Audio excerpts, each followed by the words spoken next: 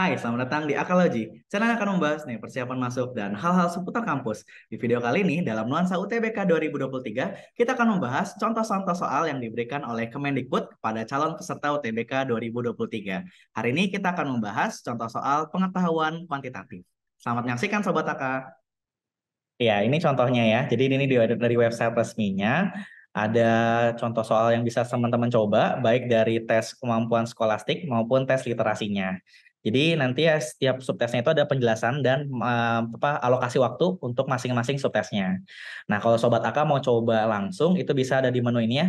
Coba contoh soal, kita bisa klik di sini, nanti akan terbuka ke halaman yang baru. Sini teman-teman bisa isi data ya. Ini saya misalkan UI gitu. Lanjut, kemudian di halaman berikutnya ini akan ada pilihan ya. Sini kita akan coba pengetahuan kuantitatif terlebih dahulu. Nah, ini contoh soalnya. Nah, bilangan berikut yang habis dibagi 3 tetapi tidak habis dibagi 5. Nah, kita akan coba nih ya. Oke, di sini saya sudah copy paste gitu. Oke, untuk nomor 1 ya, bilangan berikut yang habis dibagi 3. Oke, kalau syarat habis dibagi 3 itu jumlah digitnya juga habis dibagi 3. Jumlah digitnya habis dibagi 3 gitu. Nah, tetapi tidak habis dibagi 5, berarti kita eliminasi yang angka satuannya 0 sama 5. Karena kan nggak boleh ya. Jadi kita eliminasi untuk dua option ini. Nah, kemudian kita jumlah-jumlahin aja nih digit-digitnya. Berarti untuk option yang kedua, 1 tambah 3 tambah 6 tambah 8 tambah 9. Ya.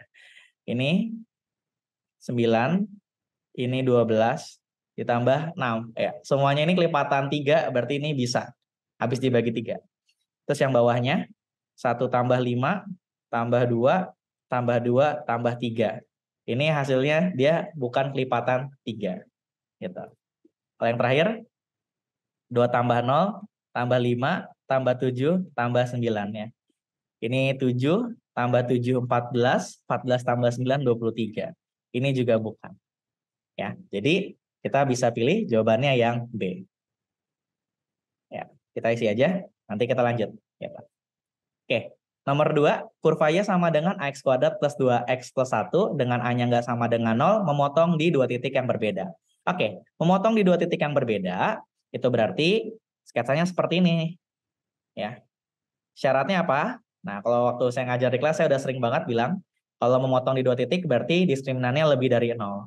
Terus kalau memotongnya cuma di satu titik, berarti diskriminannya sama dengan 0. Dan kalau tidak memotong sama sekali di sumbu X, berarti diskriminannya kurang dari 0. Cukup seperti ini aja cara menghafalnya, nggak usah ribet-ribet. Oke, kita coba cek karena dia mau dua titik berbeda, berarti B kuadrat min 4AC lebih dari 0, seperti itu. ABC-nya yang mana? Ini adalah A-nya, ini adalah B-nya, ini adalah C-nya.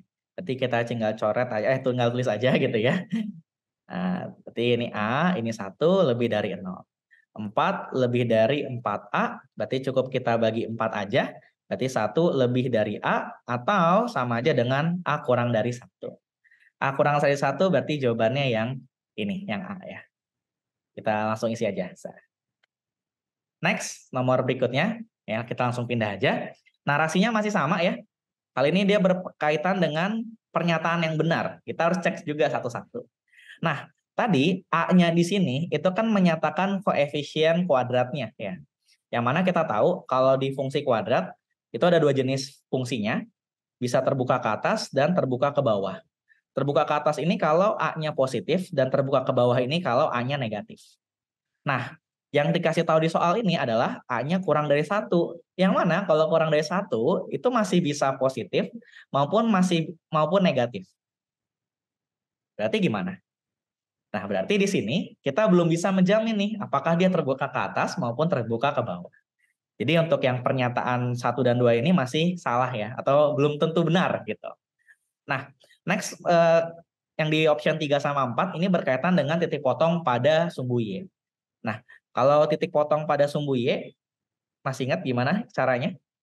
Titik potong sumbu Y mensyaratkan X-nya pasti sama dengan 0. Kalau teman-teman lihat di koordinat kartesius ya, X sama Y. Kalau di sini motongnya dia kan nggak ke kiri maupun nggak ke kanan, gitu kan? Artinya X-nya sama dengan 0. Kalau Sobat AK masukin ke sini, 0, 0. Berarti tinggal dapat Y sama dengan 1. Maka titik potongnya adalah 0,1. Berarti memotong sumbu Y di sumbu positif itu benar ya. Maka jawabannya yang option 3. Gitu. Ya. Next soal berikutnya, nomor 4. Ya. Garis dengan persamaan mana saja yang memotong garis ini dan ini di dua titik berbeda. Jadi karena ini option yang satu benar, tiga benar gitu ya. Nanti kita coba satu-satu aja. Kita mulai dari option yang pertama, karena persamaannya seperti ini, kita bisa tulis X tambah Y sama dengan 5. Kemudian kita eliminasi satu persatu dengan garis yang ada. Oke, saya tandain ini adalah percobaan dengan pernyataan 1. Oke, kita tulis garis yang pertama, 2X tambah Y sama dengan 4, kemudian X tambah Y sama dengan 5. Ya, kita kurangin, nanti akan dapat X sama dengan min 1. Nanti teman-teman dan Sobat AK di rumah tinggal substitusi aja ya. Berarti kan nanti min 1 tambah Y sama dengan 5, nanti didapat Y-nya sama dengan 6. Ini adalah titik yang pertama, yaitu min 1,6. Nah, kita coba juga ke persamaan yang kedua, berarti X tambah 2Y sama dengan 2, dan X tambah Y sama dengan 5, seperti ini. Nah, kemudian kita kurangin aja, berarti Y sama dengan minus 3, dan disubstitusi ke persamaan yang kedua juga, karena lebih mudah gitu ya. Nanti akan dapat X sama dengan 8. Jadi dapat titiknya adalah 8, min 3. Karena di soal bilang ini harus ada di dua titik yang berbeda, memotongnya, berarti pernyataan nomor 1 ini benar. Ya, kita langsung checklist aja pernyataan nomor 3 gitu. Kalau mau dicek sendiri juga boleh gitu ya. Oke. Nah, pernyataan nomor 2 kita coba cek di sini Sobat AK. Ya. Berarti kita bisa tulis aja X min Y sama dengan 2 gitu. Nah, kita coba juga ya ke pernyataan berikutnya. Mungkin kita kasih batas di sini. Kita coba ke garis yang pertama gitu. Nanti 2X plus Y sama dengan 4, kemudian X min Y sama dengan 2. Ya, karena di sini Y-nya yang berbeda tanda, berarti kita langsung jumlahin aja. Nanti dapatnya 3X sama dengan 6, dan X-nya sama dengan 2, seperti ini. Oke, nanti substitusi lagi ya. Nanti akan diperoleh Y-nya sama dengan 0, berarti 2,0 titiknya. Di persamaan garis yang kedua ya, kita lihat di sini. X tambah 2Y sama dengan 2. X min Y sama dengan 2. Kalau ini kita langsung coret aja X-nya ya. Nanti akan dapat 3Y sama dengan 0, yang berarti Y-nya sama dengan 0. Nanti kalau Y-nya sama dengan 0, kita substitusi ke sini, nanti dapatlah X-nya sama dengan 2. Ternyata titik potongnya sama nih. Padahal kan dibilang harusnya berbeda ya. Jadi ini salah. Ya, langsung aja untuk partnya kita nggak usah cek. Tapi kalau mau dicek juga boleh, silakan untuk memastikan kembali ya. Oke, ini jawabannya adalah 1 dan 3, jawabannya yang B berarti. Yuk, kita coret yang di B. Oke, soal selanjutnya adalah soal statistika nih Sobat AK. Nah, diberikan kumpulan data 3, 5, 7, dan A, berarti banyak angkanya ada 4 gitu ya. Berapakah banyaknya dari keempat pernyataan berikut yang bernilai benar? Jadi optionnya itu adalah seperti ini ya. Oh ya, ini pernyataan yang keempat. Nah, oke. Yang pertama, rata-rata kumpulan data tersebut 6 bila A-nya sama dengan 9. Ya udah, kita coba ya. X bar-nya berarti sama dengan 3 tambah 5 tambah 7 tambah 6. Tambah 9, maaf. Ya. Tambah 9 per 4. Ya. Kita tambahin aja ya. Ya, ini kan berarti 8, yang ini 16. 16 ditambah 8 kan hasilnya 24, dibagi 4 hasilnya 6. Betul ya, kalau A-nya 9 rata-ratanya adalah 6. Next, median ya. Mediannya adalah 5 kalau A-nya sama dengan 7. Oke, karena dia sama dengan 7 berarti 7-nya kan muncul 2 kali ya. Berarti 3, 5, 7, 7. Nah, karena datanya genap berarti mediannya itu ada di antara tengah-tengah ini, Sobat AK. Maka kita bisa dapat mediannya itu harusnya adalah 5 plus 7 dibagi 2. Gitu. 6 ya. Nah, bukan 5 nih. Ini salah. Ya. Maka pernyataan nomor 2 salah. Next, pernyataan nomor 3. Jangkauan kumpulan data tersebut adalah 4 bila A-nya sama dengan 6. Oke, jangkauan itu adalah nilai maksimum dikurang nilai minimumnya ya. Berarti kalau di sini maksimumnya tetap 7, minimumnya itu adalah 3.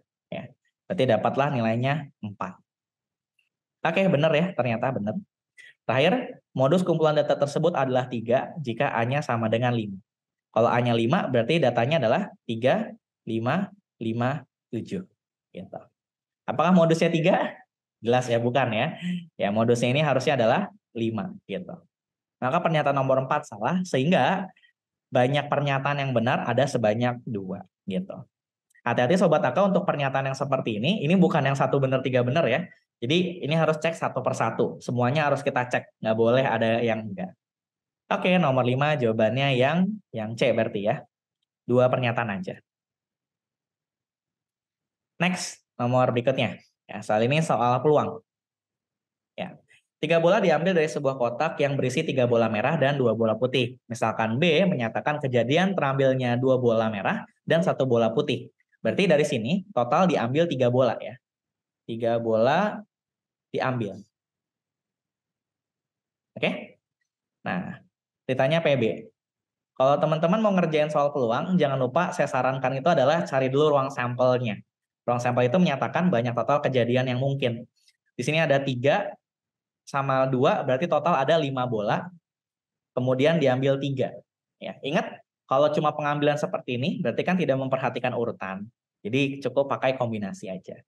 Jadi 5 kombinasi 3. Menyatakan dari 5 bola diambil 3. Nah, kita ke titik sampelnya sekarang. Kalau 2 bola merah, berarti kan diambil dari 3. 3C2, kita kalikan dengan 1 bola putih. Diambil dari 2 bola putih. Jadi seperti ini aja. Nanti hasilnya adalah 3 kali 2 dibagi 5C3, itu hasilnya 10. Jadi dapatnya 3/5 ya. Ya, atau ini kalau nggak mau sederhanain juga boleh sih sebenarnya, 6/10. Jadi kita udah bisa lihat P-nya lebih dari Q. Jawabannya adalah yang A.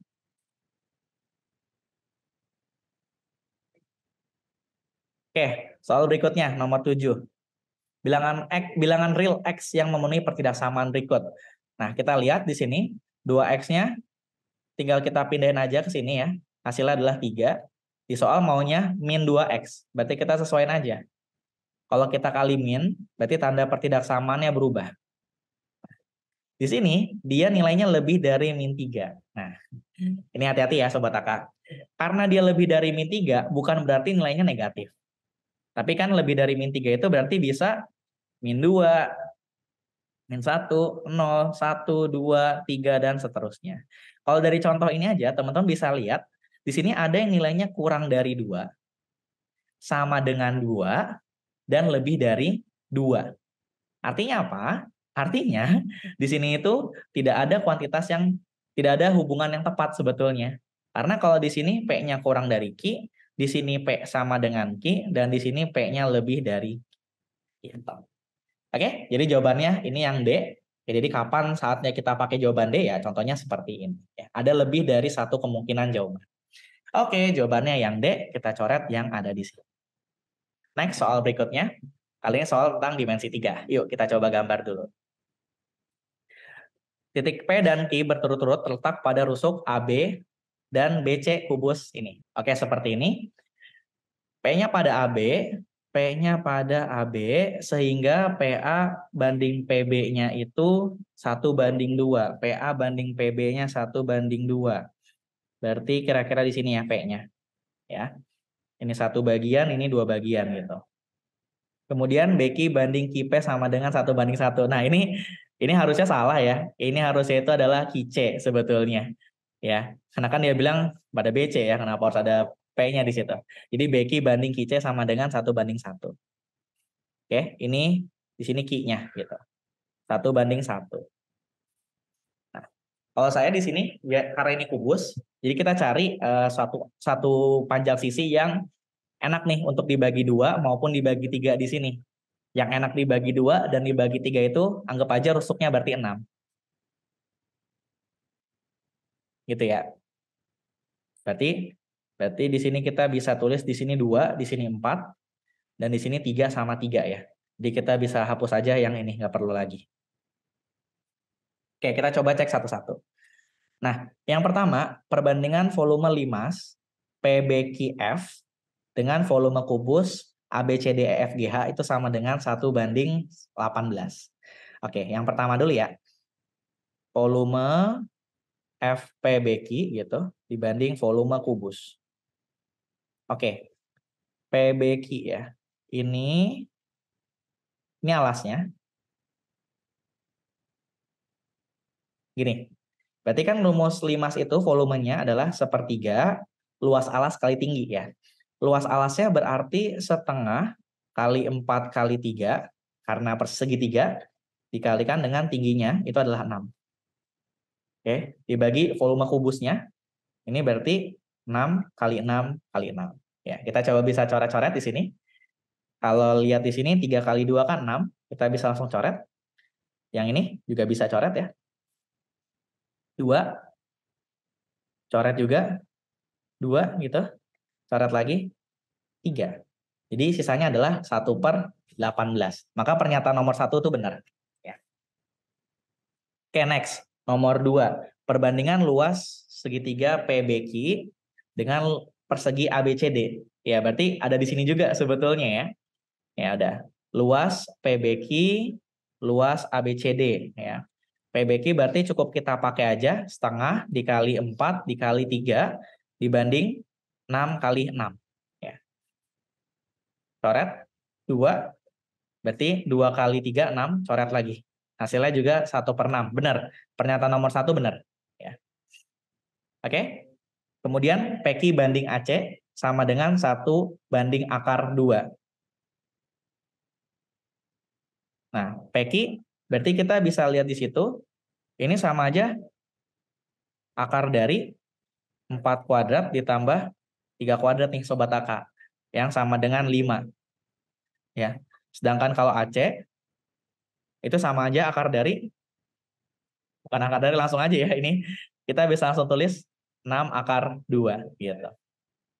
Ya udah dari sini udah kelihatan salahnya ya. 5 dibanding 6/2. Berarti dia bukan 1/akar 2. Oke, nomor 3 salah. Ya, jawabannya adalah 1 dan 2 yang benar.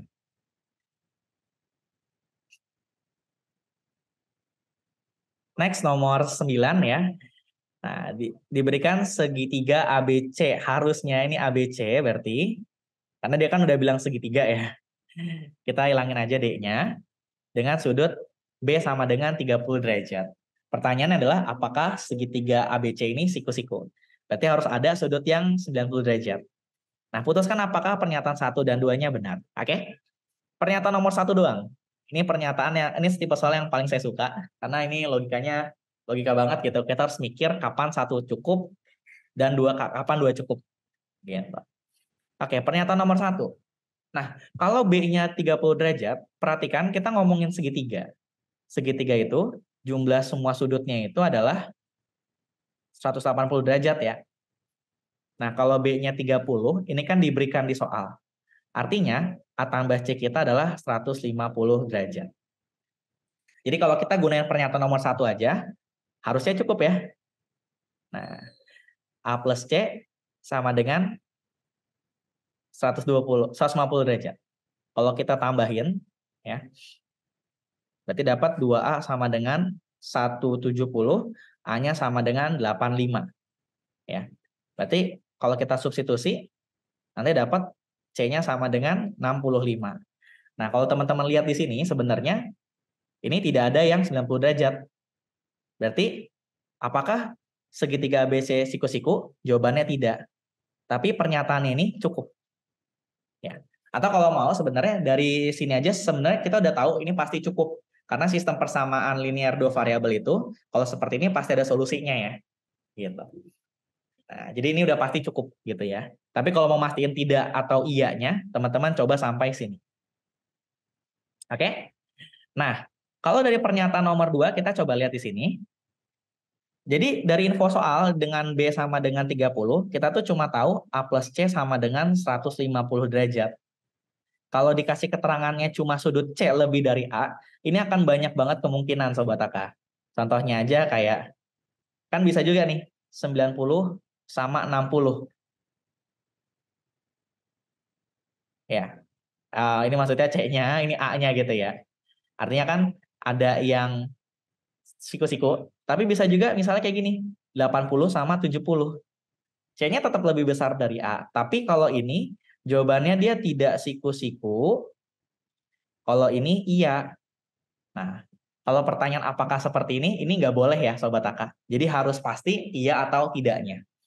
Maka nomor 2, pernyataan nomor 2 ini tidak cukup. Gitu.